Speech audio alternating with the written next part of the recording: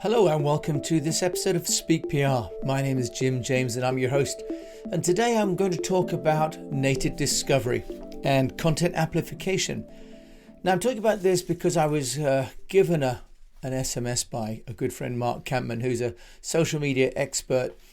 And he warned me that I may be posting too much content on Facebook and that may hurt me. And I didn't realize, but it seems as though if you are posting too many posts on Facebook and maybe also on LinkedIn, you can have your account sort of downgraded in some way. So I guess a bit like, manners at the dining table. If you're doing all the talking, and eventually someone asks you to stop talking. So it was with that it got me to thinking about strategies that we can use that are off the main path of using Facebook, Instagram, and Twitter, for example. Now, what I've done over the last 25 years is to build brands myself for clients using my own agency, East West Public Relations, but I've also built my own businesses over the last 25 years, including importing Morgan sports cars to China. So I have some experience in building a brand, and I've done that largely through public relations. And I want to talk about content syndication today, or what the people at Outbrain and Taboola call native discovery. Now, in public relations, we have earned media, which is what people think of as traditional public relations, which is where you ring up the journalist and you pitch a story. If they like it, they ask for more. They may do an interview, they may take the press release, they may take a case study, for example. The second kind of PR that we have is owned media, where we own the channel. So we own our own Facebook or LinkedIn channel. And so we can put what we like on that. But as I've been told by Mark Campman today, I may be putting too much into my own channels. The third is the shared media, which of course are the social media two-way streets, where someone has taken my content and then is amplifying it themselves. And you could even look at things like TripAdvisor or Trustpilot, where people are starting to share views about us and our companies, whether we like it or not. And the third group of media is paid media. Now, in the past, traditionally, paid media are what we used to call above the line advertising, as opposed to below the line, or what then became through the line. And it used to be below the line was direct marketing, and through the line became sort of paid for insertions into publications. Paid media now, with the way that companies like Outbrain and Taboola are defining, is what they call native discovery. Now, I've used this myself actually for some clients some years ago, and even for my own content. Because when you look at the bottom of your, for example, CNN, or in Singapore, the Asia One website, or even BBC, you're going to see coverage or articles that aren't really articles contributed by the journalists themselves, but they look like proper articles. They don't have a PR headline or an advertising headline. What they have is a headline that could just be an article. Things like, should you take out extra equity on your home after 65, for example.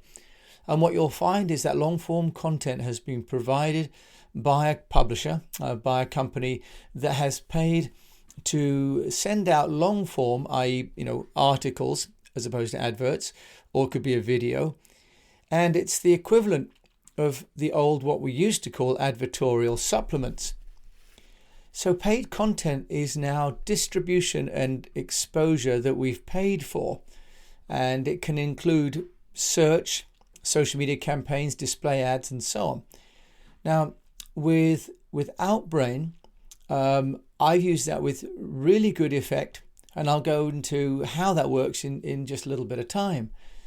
The reason this is working is because in the recent years, in the last 5-6 years, content marketing has exploded, with 89% of B2B marketers currently using content marketing, apparently, according to a Nielsen research.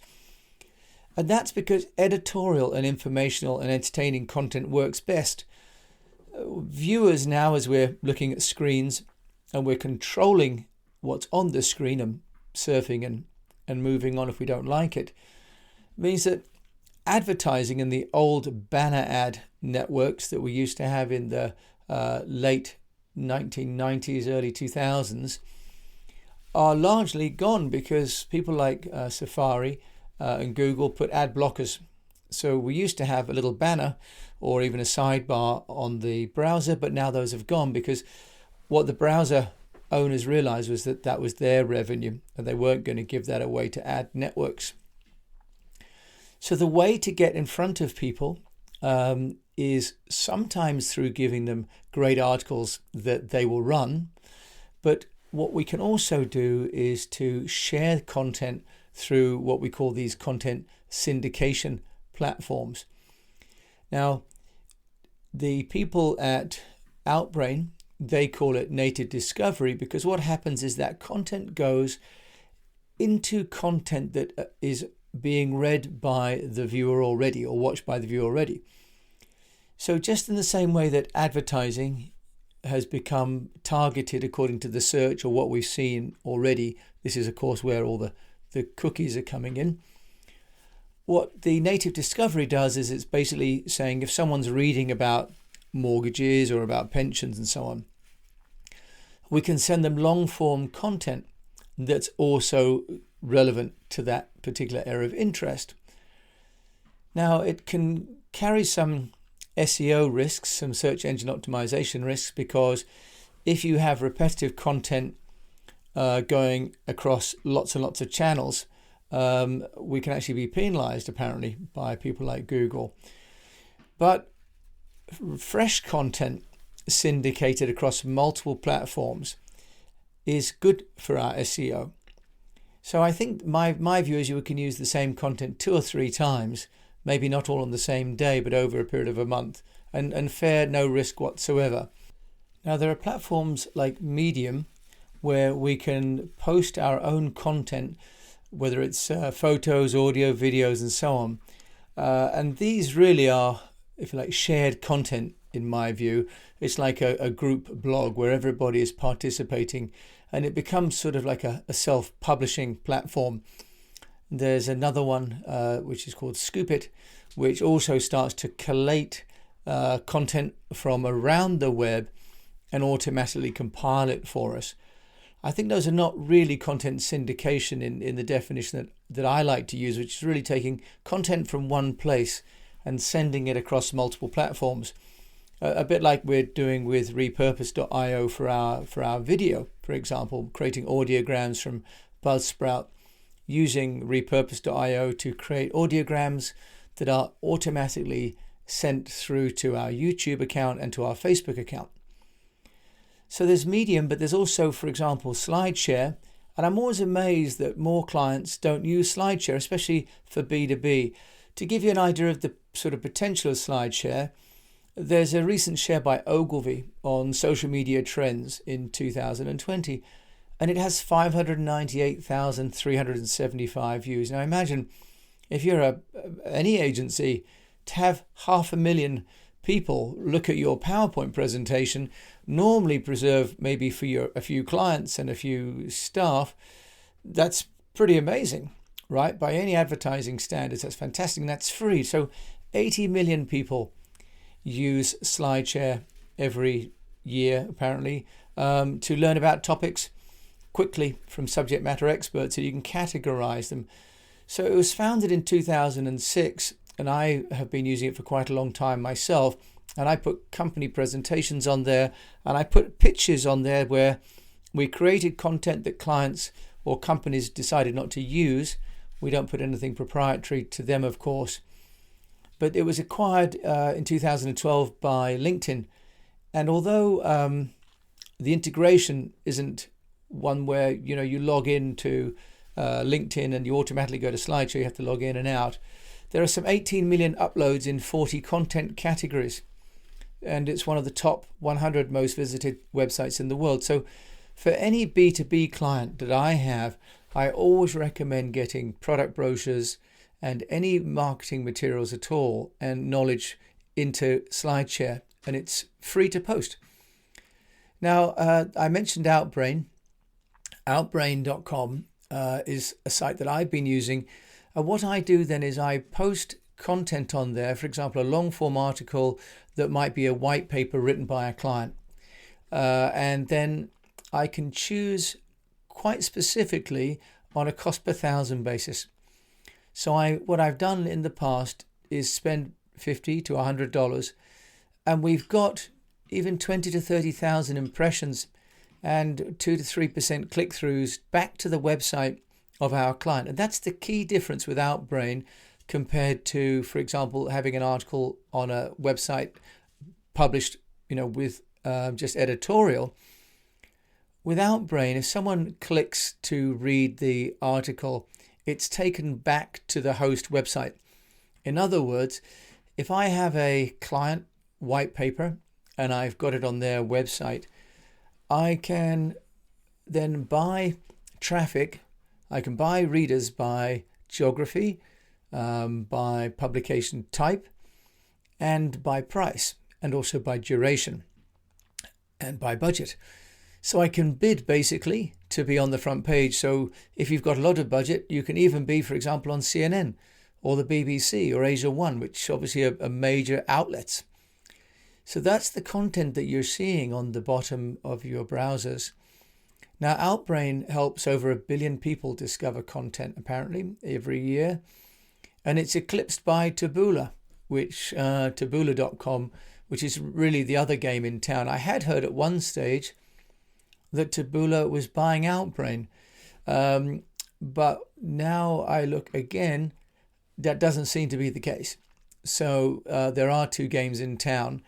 Taboola, though, has more of a sort of a paid management system. I spoke to them when I was running campaigns for Morgan in China, because I was looking at using really Taboola's outlets into the main publications, for example, like South China Morning Post. And at the time, what they do is they then have account managers, and they manage your content distribution, much more like an ad management team. And they claim 1.4 billion users per month, which I imagine is the aggregate of these 10,000 publishers, where 10,000 publishers around the world use Taboola to provide the additional content. They also claim they got 50 times more data than the New York Public Library. Now, personally, I haven't been into the New York Public Library, but I'm sure it's terrific.